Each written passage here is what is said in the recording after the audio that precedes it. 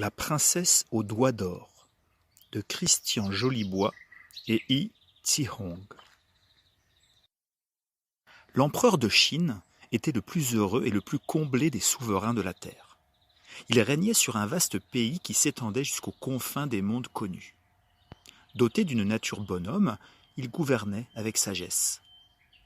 L'empereur aimait parcourir la campagne pour s'entretenir avec son peuple, rire avec les enfants, partager le repas des humbles, admirer les paysages et écouter le chant des oiseaux.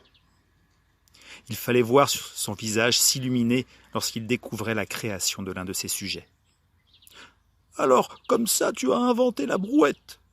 s'écriait le monarque en laissant éclater sa joie. « La brouette! Quelle idée formidable! Et si simple! Que l'on récompense cette femme en la couvrant d'or !»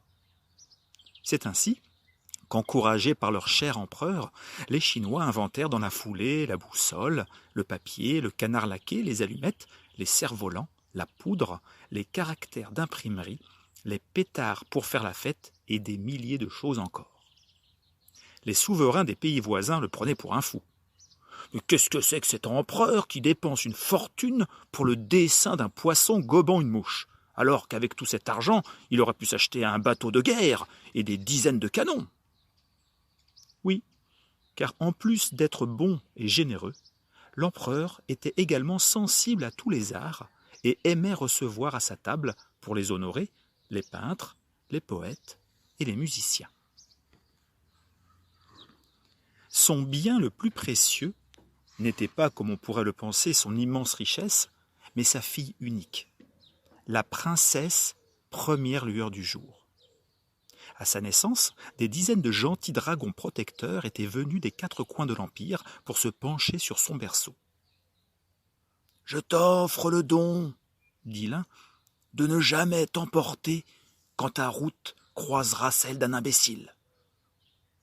Tel que je connais le monde, ce don te sera très utile. »« Moi, dit un autre, je t'offre le don fort rare de comprendre le langage des animaux.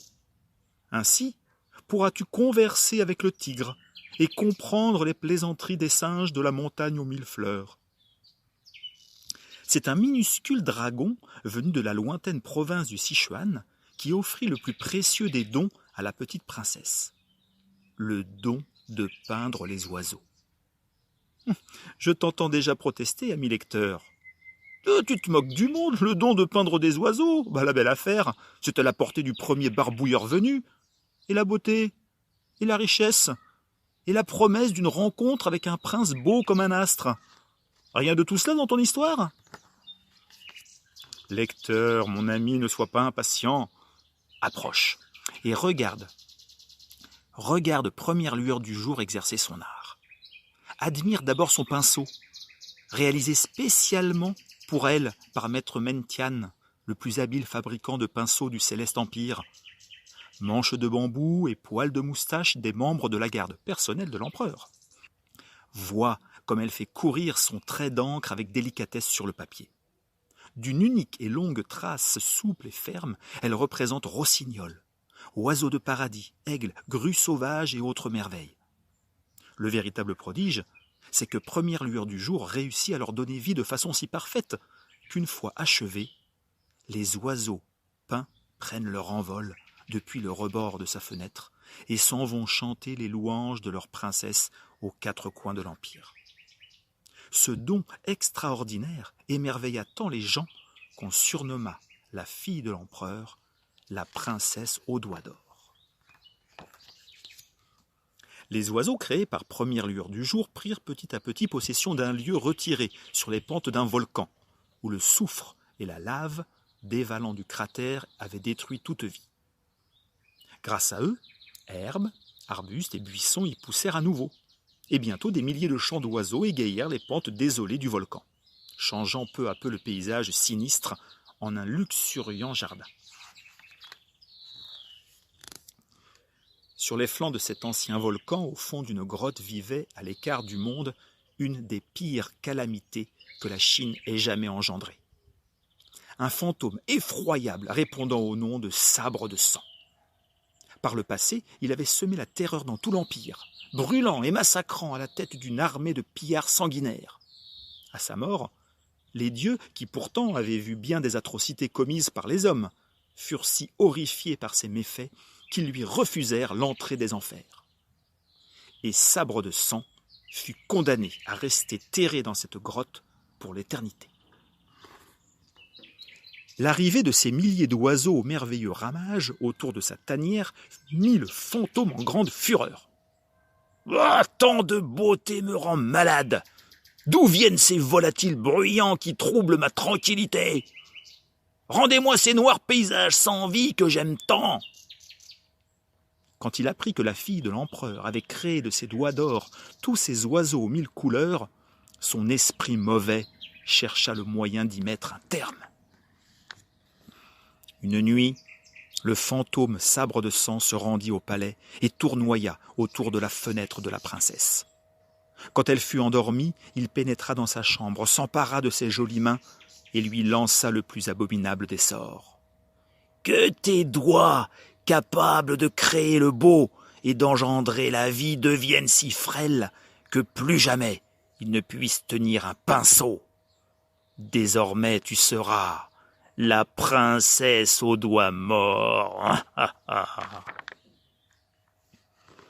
Le lendemain, quand la jeune princesse prit place devant sa feuille de papier blanc, ses doigts refusèrent de lui obéir. Impossible pour elle de tenir en main son pinceau. Convoqués par l'empereur, les plus grands médecins accoururent au chevet de la jeune fille. « Le mal dont souffre la princesse, dit l'un, vient de ce qu'elle mange trop de bonbons au miel. Qu'on lui interdise des sucreries et elle guérira. »« Non, non, non !» affirma un autre savant. « La raison n'est que la peinture n'est pas faite pour les filles. Voilà la vérité. Donc, j'ordonne qu'elle abandonne cette activité nocive et elle guérira. » Première lueur du jour, qui heureusement avait reçu le don de ne jamais s'emporter face aux imbéciles, éclata de rire. « Si mes mains n'étaient pas si fragiles, dit-elle en s'esclaffant, je vous empoignerais par le bas du dos et vous jetterais dehors. Allez, faites-moi le plaisir de disparaître, vieille baderne ignorante. » Comme un incendie, l'effroyable nouvelle se répandit dans le palais, puis dans tout le pays. « Première lueur du jour est souffrante.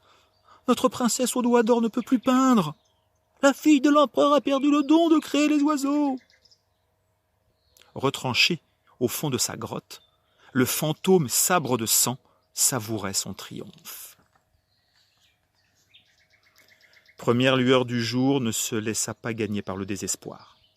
Au fond de son cœur, elle espérait un remède qui lui ferait retrouver la possibilité de peindre.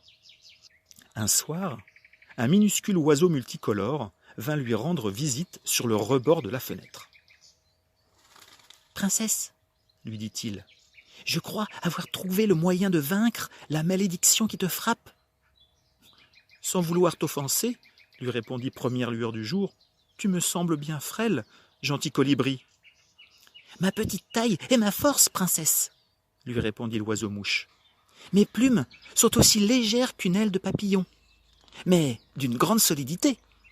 Voilà ce que je te propose, princesse. » Le lendemain matin, elle alla trouver maître Mentian, le fabricant de pinceaux, et lui remit un fin duvet de l'oiseau-mouche avec mission de fabriquer un pinceau si léger qu'elle pourrait à nouveau le tenir sans peine entre ses doigts douloureux.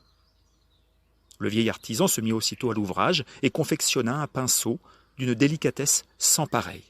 « Oh, quelle merveille, maître Mentian !»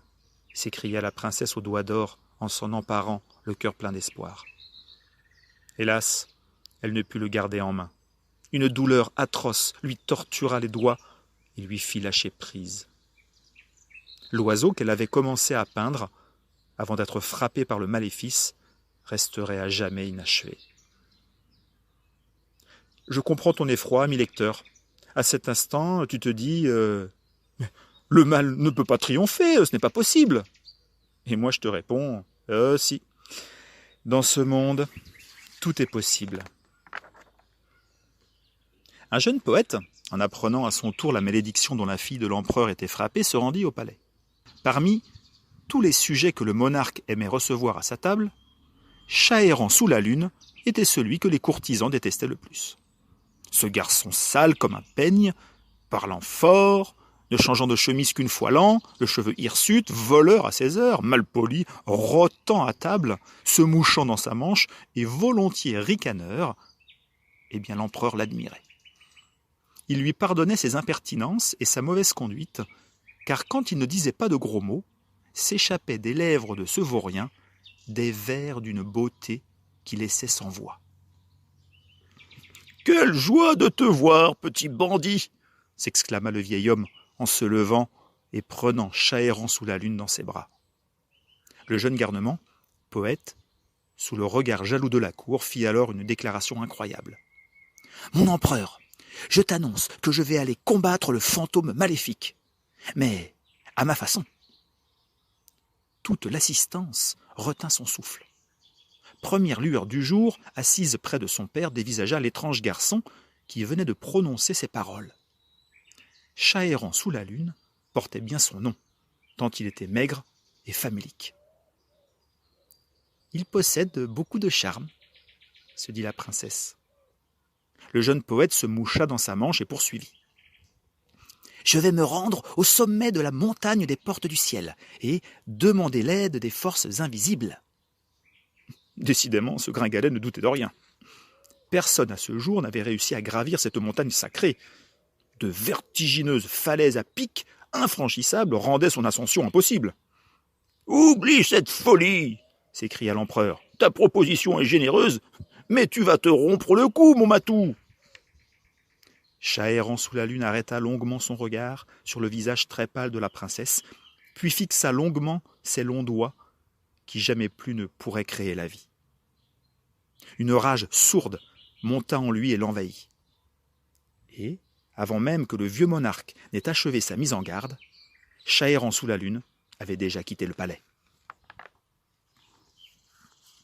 La majestueuse et inaccessible montagne des portes du ciel résista aux assauts du jeune garçon une semaine entière.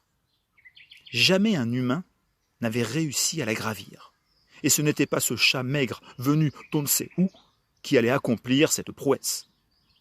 Elle fit tomber des pierres sur lui pour le précipiter dans le vide, puis elle envoya un aigle royal avec mission de lui crever les yeux.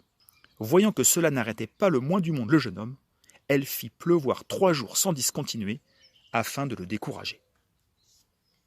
Chahairan sous la lune, patiemment, progressait, cherchant les fissures dans la roche où glissaient ses doigts, utilisant la moindre aspérité pour y poser le pied sans trembler et se hisser vers le sommet.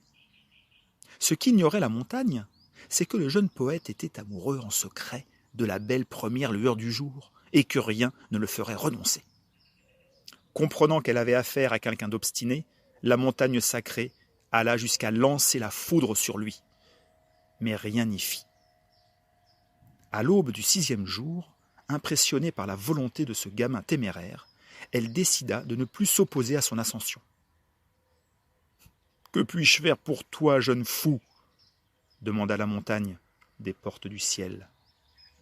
« La jeune fille que j'aime a perdu l'usage de ses doigts, victime d'un sortilège. Peindre lui est devenu impossible. Montagne sacrée au pouvoir infini, implora-t-il. Aide-moi à créer un pinceau d'une légèreté telle qu'elle puisse à nouveau exercer son art. » « Et pour cela, de quoi as-tu besoin ?» demande la montagne intriguée. « D'une pincée de cette brume vaporeuse qui nous entoure. Elle remplacera à la perfection les poils de moustache des soldats de la garde de l'empereur que l'on utilise traditionnellement. »« Une pincée de brume ? Accordé, » dit la montagne. « Et puis, il me faudrait également un souffle de cette brise délicate qui frôle la cime des arbres. Elle fera un manche des plus acceptables. »« Un souffle de brise. Accordé, » dit la montagne. Son pinceau de brume et de vent en poche, Chahairan sous la lune ferma les yeux et inventa dans l'instant un poème pour remercier la montagne. La merveille et le moucheron, qui la fit beaucoup rire. Puis, brûlant d'impatience, il prit le chemin du retour. La princesse crut que Chat errant sous la lune se moquait d'elle. Dans l'étui précieux censé contenir un pinceau, il n'y avait rien. « Il est invisible à vos yeux, princesse, mais il est bien là !» Première lueur du jour plongea sa main dans la boîte de jade et sentit sous ses doigts le pinceau de brume et de vent. Elle s'en empara avec fièvre, trempa la pointe dans l'encre noire et entreprit de représenter un merle moqueur. Nom qu'elle donnait en secret au jeune garçon, dont elle aimait la belle tête échevelée et le regard frondeur. Un long trait ininterrompu courut sur le papier et donna bientôt vie à un beau merle, qui, après s'être ébroué les plumes, prit son envol par la fenêtre. Première lueur du jour avait retrouvé son don de peindre les oiseaux. « Je t'en serai à jamais reconnaissante, » dit-elle à Chat errant sous la lune. Puis elle ajouta en rougissant, « Puis-je encore solliciter une faveur ?»« Demandez, princesse, » dit-il en s'inclinant respectueusement, le cœur battant. « Si tu acceptes, » poursuivit-elle, « il va t'en coûter, car tu es un homme et un esprit épris de liberté. » Puis elle ajouta d'une voix à peine audible, « Veux-tu rester à mes côtés ?»« Accordé !» dit Chat errant sous la lune, en prenant la princesse dans ses bras. Quelque temps plus tard, on aperçut des milliers d'oiseaux tournoyer au-dessus des pentes du volcan où résidait le fantôme maléfique. Plus le jour avançait, plus leur nombre augmentait. Sabre de sang, au comble de la rage, faisait tournoyer son sabre au-dessus de sa tête pour tenter de le chasser. « Arrière ! Arrière !» La nuée d'oiseaux prit soudain la forme d'un dragon, obscurcissant le ciel. Dans un grondement de fin du monde, le dragon d'oiseau se jeta sur le fantôme et le précipita dans les entrailles du volcan. Et plus jamais on n'entendit parler de lui. Ainsi s'achève la belle histoire de la princesse aux doigts d'or. Ne sois pas étonné, ami lecteur, ce sont de ces prodiges auxquels on peut assister tous les jours, pour peu que l'on soit rêveur.